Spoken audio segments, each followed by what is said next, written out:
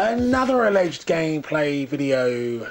Sega GT on the Dreamcast. I do love the Dreamcast, I really do. But as for this game, I'm unsure. So let's give it a go. Got nothing saved on memory card for this. I never had this back in the day. Something that I picked up a few years ago. I thought I'd get around to trying it out, just out of pure curiosity. So we'll go for single race. Now I take it was this Sega's answer to the kind of growing popularity of Gran Turismo.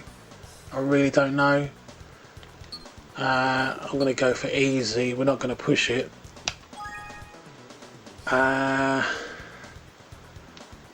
Hang on a minute. So I was playing this earlier. I want the skyline. Where's the skyline? There it is.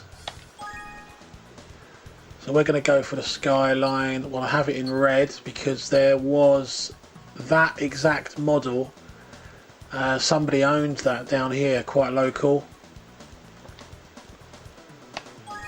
And you forget how big that car is. It's quite a long car.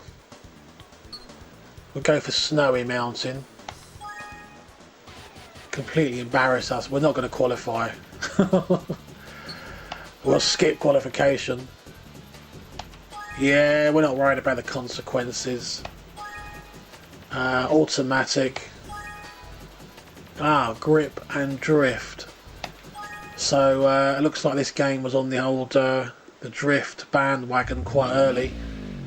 But yeah, I imagine it was, I mean, correct me if I'm wrong, I imagine this was their answer to Gran Turismo. Can you really alter the cars and tune them up and everything else? You know, does it have a lot of cars on here? I honestly don't know a great deal about it, but I'll have to do my research and spend some time with it. It certainly looks okay. It certainly looks good. And yeah, the audio is good as well. Where's my skyline? All the way at the back. Right at the back. Okay, so the safest option would be to keep this view for the moment, even though I always use cockpit view. Not quite sure how this thing's going to handle. Not too bad. There are a few racing games that I would like to get. A couple of them that I owned on the Dreamcast back in the day. I'm just trying to think. I need to get Daytona back again. Whoa. Yeah, I need to get Daytona. And there's also one I do like is, well, there's two that I really like. There's the Ferrari game. Is it 355 Challenge or something? Oh, this bend's awful. I was playing this earlier, I cannot get around that bend. Yeah, so there's that Ferrari game I want, Daytona. Oh god, I'm losing this, something terrible. Can't talk and play. And there's also that other game, quite weird, people really don't like it. I think it's called A Spirit of Speed. Like you're racing these vintage cars, it's got really kind of twitchy controls. Off the power here a little bit, then back on it. Whoa, we've got it all sideways. I was doing okay then up until that point. How many laps? I've only got one lap left really to put it all together. One and a bit. So yeah, I need to kind of spend some time with this and see how it would have you know, how it would have stacked up to Gran Turismo back in the day. You know the story, I was a major Gran Turismo fan. I began to get more and more disillusioned with it, with the lack of damage and realistic collisions and everything else. And here's that corner, Oh, I just about got round it. Come on. Yeah, got so disillusioned with Gran Turismo, and then my road to Damascus moment. I downloaded Forza 2, the demo, one night on the Xbox,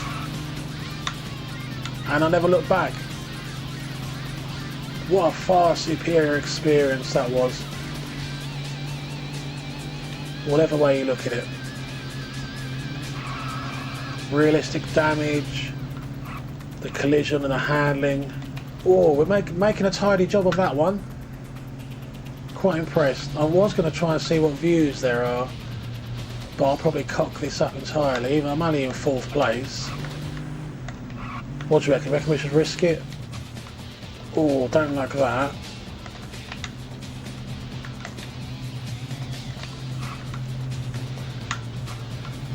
Okay, we're 3rd place, so podium finish is up. Not too bad. Oh, that's my favourite corner.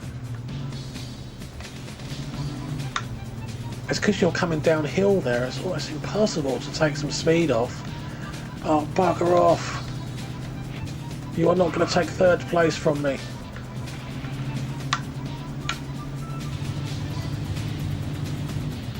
Third place, within sight. There's loads of Pioneer adverts in this for Pioneer. Not bad. I can live with a 3rd place. Yeah, I must, as I say, I must spend some more time with this, and I must pick up those games. So I need Daytona. That's gone up so much, the PAL version. It used to be next to nothing.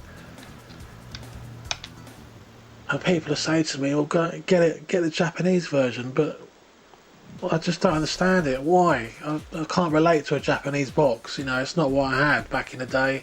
That's why I'm all about PAL.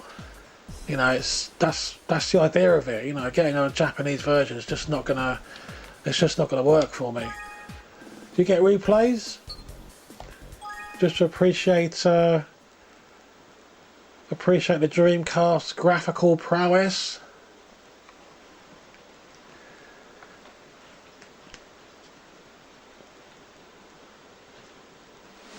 Remember the replays on when I first saw the replays on Gran Turismo, it was just jaw-dropping. I couldn't get over it. I just couldn't believe it. Once you'd experienced Ridge Racer, I mean that was bad enough. Ridge Racer, that was a fantastic moment for the PS1, and obviously it was right at the beginning of the PS1's life. And I remember there being all this talk in Edge magazine that maybe the PlayStation 1 had peaked too early. I mean, that turned out to be utter bollocks, that philosophy, because when Gran Turismo came along, it was amazing. I mean, graphically, you'd have to put this, I don't know, put this in between Gran Turismo 2 and Gran Turismo 3, I suppose. I'm kind of losing track now of my timelines, but graphically, that's where I would put it. There isn't as much detail there as the PS2, I suppose. But it would be interesting to see. I mean, I'll obviously have to play it now, and I've sorted out my memory card. I've got some more room on that. Be interesting to see how far you can customise the cars and everything else. There is another racing game, I do have it, and the name escapes me. I think it was the forerunner to Forza, or made by the same developer, or some kind of loose connection, I can't remember. But anyway, I'm going to leave it there, and you guys take care of yourselves, and as usual, I'll see you soon. Bye bye.